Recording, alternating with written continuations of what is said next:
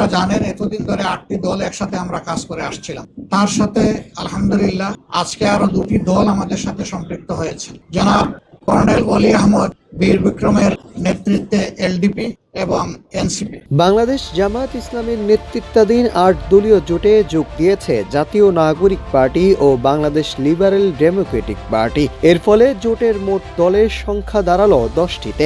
28শে December জাতীয় press ক্লাবে আয়োজিত এক সংবাদ সম্মেলনে তথ্য জানান জামায়াত ইসলামের আমির ডক্টর শফিকুর রহমান। তিনি বলেন, গণ অভ্যুত্থানের নেতৃত্ব দেওয়া শিক্ষার্থীদের রাজনৈতিক দল এনসিপি এবং কর্নেল ওলি আহমেদের নেতৃত্বাধীন এলডিপি জামায়াতের সাথে জোটে যুক্ত হয়েছে।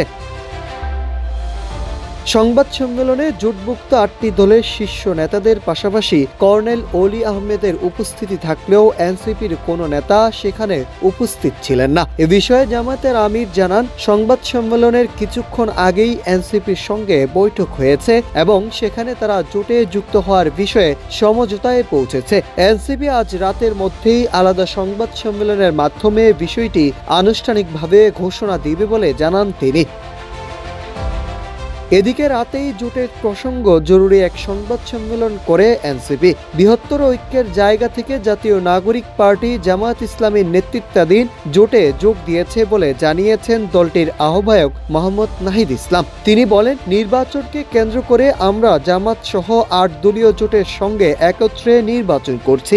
আমরা সবাই গণভোটে হা এর পক্ষে কাজ করব। কে কোন আসন থেকে নির্বাচন করবে তা আগামীকাল আনুষ্ঠানিকভাবে জানানো হবে। জোটের বাইরে আমাদের আলাদা কোনো প্রার্থী থাকবে না। ওইসব আসনে আমরা জোটের পক্ষে কাজ করব।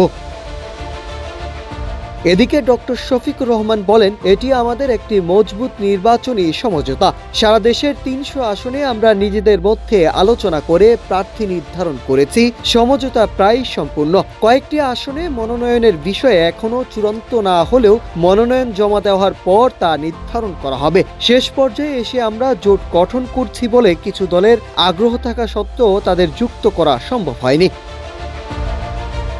সুষ্ঠু ও গ্রহণযোগ্য নির্বাচনের উপর গুরুত্বারোপ করে জামায়াতের আমির বলেন, আমাদের হাতে 1.5 মাসেরও কম সময় আছে। আমরা একটি সুষ্ঠু ও গ্রহণযোগ্য নির্বাচন চাই। ভোটের তারিখ যেন পরিবর্তন না হয় সেজন্য আমরা সহযোগিতা প্রত্যাশা করি। তিনি অভিযোগ করেন, এখনো সবার জন্য সমান সুযোগ বা সমতল মাঠ তৈরি হয়নি। বর্তমানে জামাত, এনসিপি ও এলডিপি ছাড়াও এই জোটে রয়েছে ইসলামী আন্দোলন বাংলাদেশ, খেলাফত মজলিস, বাংলাদেশ খেলাফত মজলিস, খেলাফত আন্দোলন, জাতীয় গণতান্ত্রিক পার্টি এবং নিজাম ইসলামী পার্টি। তবে এনসিপির সঙ্গে জামাতের জোটে যোগ দেওয়া নিয়ে গত 2 দিনে দলটির শীর্ষ পর্যায়ের 2 নেতা তাসনিম জারা ও তাসনুমা জাবিন পদত্যাগ করেছেন। এছাড়াও জোটের বিপক্ষে 30 জন, অপরদিকে জোটের পক্ষে 170 জন কেন্দ্রীয় নেতা এনসিপির আহ্বায়ক নাহিদ ইসলামের কাছে স্মারকলিপি দিয়েছেন। এদিকে কোন দল কতটি আসনে প্রতিদ্বন্দ্বিতা করবে সে বিষয়ে কোনো দলই বিস্তারিত কিছু জানায়নি। Nahid Hasan, news desk, Ittefaq.